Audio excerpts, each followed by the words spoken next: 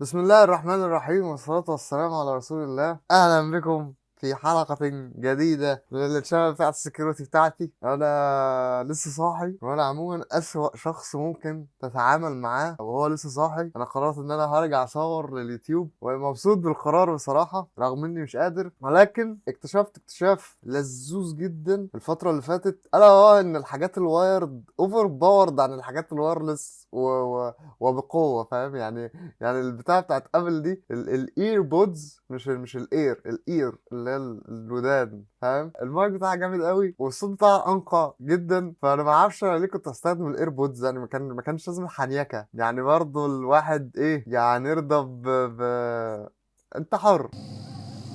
حضرتك بتقول ايه؟ ماشي. النهارده نتكلم عن حاجة لذوذة كده. أتمنى المايك ده يكون حل مشكلة الصوت بقى، عشان نخلص بقى من موال الصوت، والصوت مش واضح، الصوت مش ميت ومش عارف ايه، لأن أنا جايبه ب 1300 جنيه غرمان وصارف ومكلف، والموضوع جاي عليا يعني بصراحة. هتكلم النهارده عن الكلاينت سايد باث ترافيرسل، بج لذوذة يعني ما بشوفش حد بيتكلم عنها كتير. ليها اكتر من يوز كيس ممكن تستخدمها ك سي اس ار اف، تخلي تعمل بيها كولز انترنال لو بتوصل لمرحلة يعني حاجة مشابهة كده للسكندري كونتكست اتاكس، الى حد ما بين الاتنين كده، حاجة واقعة في النص كده. طيب خلينا نبتدي. لو انا عندي ريكوست مثلا على سبيل المثال شغال ب authorization header، وفي سي اس ار اف توكن في الهيدر برضو، بيقول لك لو ذكر اعمل سي اس ار اف، ولكن بيبعت بوت اي بي اي في 1 يوزرز كارلوس ادمن ايكوال ترو. اوكي، يعني بيأدت اليوزر اللي اسمه كارلوس. حلو الكلام، جميل جدا الكلام. انا دلوقتي لو جيت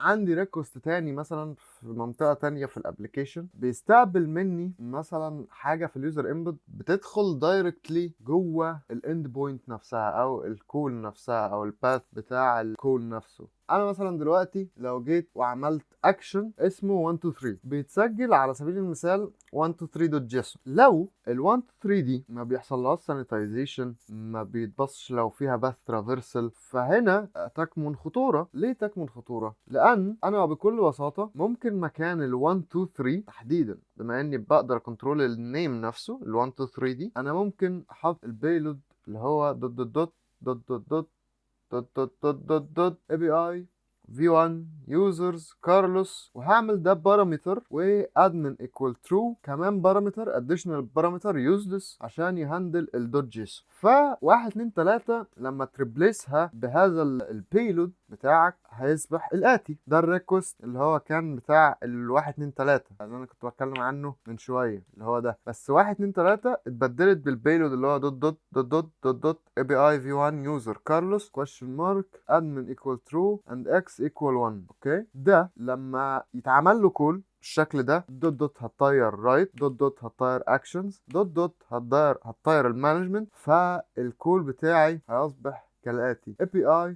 V1 users كارلوس. ولو فاكر الريكوست الاول كان بيبعت الداتا admin equal true، فانا هنا اديتها له as a get parameter، بس هتتبعت كذلك مع البوست داتا لكل الاند بوينت دي. اللي هيحصل دلوقتي ان بمجرد ما الشخص التاني يجي مثلا يعدل الاكشن ده اللي هو اسمه 1 2 3، او بصفي نيه يغير البرميشن بتاعته زي ما الريكوست ده بيعمل، يعني الريكوست ده بيعدل البرميشن بتاعت الاكشن. فدلوقتي لو جه الفيكتيم يعدل البرميشن بتاعت الاكشن الفلاني، ايه اللي هيحصل؟ هيقوم جاي واقع في الاكسبلويت بتاعت السي اس ار اف اللي انا عاملها له. يعني بدل ما يعدل البرميشن، لا، الكل اللي هيحصل انه هيعدل البرميشن بتاعت كارلوس، هيرفعه ادمنستريتور. بالنسبه لي عملت موضوع البارامتر والاديشنال بارامتر ده لان في الاخر بيتحط دوت جيسون. اوكي، فانا دلوقتي عاوز اهندل دي بالنسبه لي هتبقى عائق لو انا سبت الموضوع كده في النص وقمت رامي البيلود. هيبقى اصلا بيلود بايظ واند بوينت ما ينفعش دوت في النص وايه اللي انت بتعمله ده اعمل حاجه. فكان لازم افتح بارامتر عشان يهندل فيه الدوت جيسون، يعني كده اكن في بارامتر يوزلس ملوش اي 30 لازمه، اكس اسمه اكس ايكوال 1 دوت جيسون. ده بارامتر كده ملوش لازمه، ولكن الريكوست اللي هيطلع لما يعدل البرميشن الفيكتيم هو الريكوست اللي اصلا بيعدل الرول بتاعت كارلوس ويخليه ادمنستريتور. بس ده كل الموضوع من ناحيه السي اس ار اف. طيب والله لو بتبعت بقى كول من يعني زي ما تقول ايه الباك اند، بس في تو اي بي ايز بيكلموا بعض، يعني في اي بي اي اكسترنال وفي اي بي اي انترنال. فدلوقتي انت لو عملت مانيبيوليشن بباث ترافيرسال بره في الاكسترنال اي بي اي، الاكسترنال اي بي اي اما يروح يكلم الانترنال اي بي اي هيكون مانيبيوليتد الباث اللي فيه، فالكول من الانترنال هتروح لباث unwanted فهيرجع داتا مش المفترض ترجع لك. هسيب لكم ريسورس على الموضوع ده تحت، كانت vulnerability في ستاربكس، هسيبها لكم في الديسكربشن ابقوا بصوا عليها. وكذلك ممكن هتقول لي هعرف الباث الانترنال ده منين. في حالات زي بيبل اما قعدت شغال فيه فتره كده، كان اما بيعمل كول واحط له اي unexpected بارامتر، البارامتر ده لو كان بيدخل مثلا في internal كول، internal اي بي اي كول، كان بيضرب ايرور والله، يقول لي سلاش اي بي اي سلاش انترنال سلاش في 3 سلاش اكونتس سلاش 14 5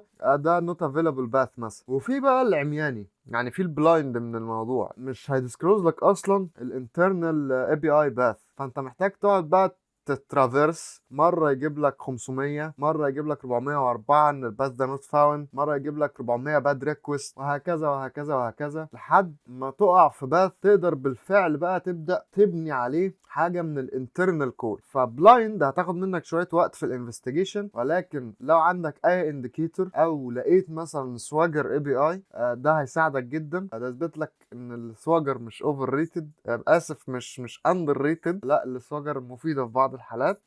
ده كان محتوى الحلقة اليوم. اتمنى الفيديو يكون عجبكم. الباج لذيذة وسهلة ومبسطة، هسيب لكم برضو ليها ريسورسز. باج باونتي ريبورتس اكسبلين كان بيتكلم عن الموضوع، وسيد عبد الحفيظ برضو كان مطلع باج زي دي في الاندرويد، كانت ديب لينك اظن.